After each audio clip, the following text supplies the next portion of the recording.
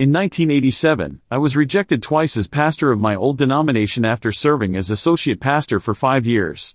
I walked out of the church doors for the last time, unsure what to do next. I decided to part ways with the denomination that had ordained me in 1968 and set sail into uncharted waters.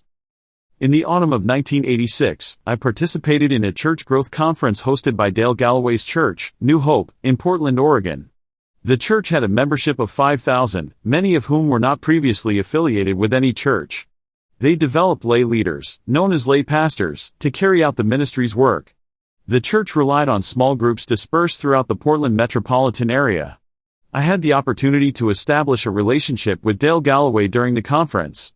I was invited to be one of the speakers at a later conference hosted by the church. In January 1997, I attended a church growth conference at New Hope in Portland.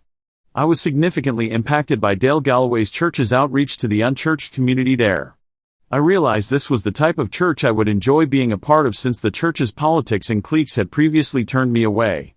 I discovered that many others had left the church for similar reasons.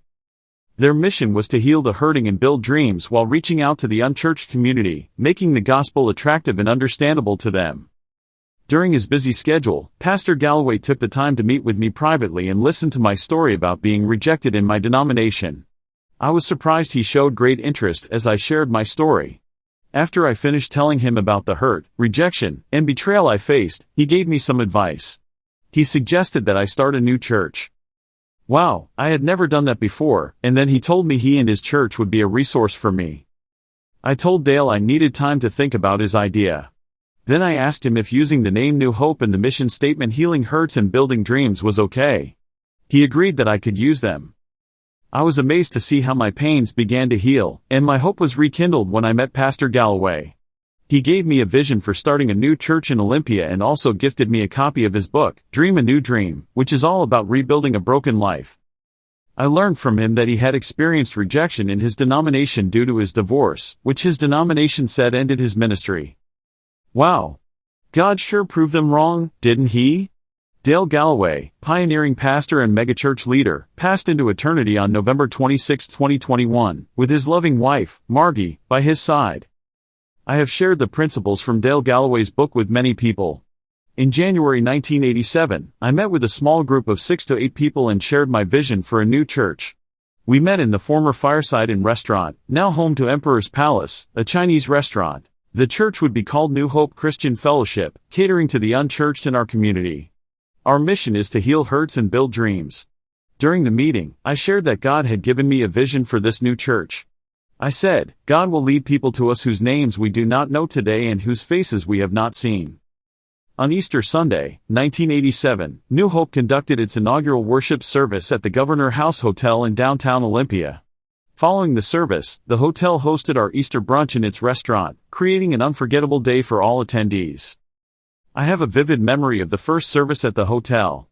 Dennis Hunsinger, who had left the church a decade ago, led the worship that day. He had stumbled upon a piano at a garage sale, hired an accompanist, and led the singing in church that Sunday. Can you guess which song he chose to sing? It was Great Is Thy Faithfulness. What a beautiful moment it turned out to be. Dennis became a faithful friend throughout our journey and now resides in Florida. His story is just one of the many that I can share with you sometime. We will celebrate our 37th anniversary at New Hope on Easter 2024. All glory to God. Over the past 37 years, we have seen hundreds of people come to our church with broken dreams and deep hurts. By the grace of God, many of them have been set free from their habits, hurts, and hang-ups. It has been my privilege to baptize numerous unchurched individuals, officiate at many unchurched couples' weddings, and preside over many unchurched people's memorial services. People often ask me how large our church is, to which I respond by saying that it is not my church, it is God's church. I also tell them that they are asking the wrong question. At New Hope, we measure success by the number of lives we change. We have countless stories of how God healed hurts and built dreams in many lives. In recent editions of E-News with Dell, I have shared a few of these stories. At New Hope, we are still pursuing new dreams. When the pandemic hit in 2020, our church was deeply affected, as were many others nationwide. After the pandemic, people had developed a habit of not attending church, which led us to suspend our public worship. God has blessed us with a new dream. We have discovered a fresh approach to practicing our faith at New Hope. We are now a hybrid church. A hybrid church focuses on both physical and digital ministry. Digital ministry is more than just streaming services online, it's about building relationships and connecting with people.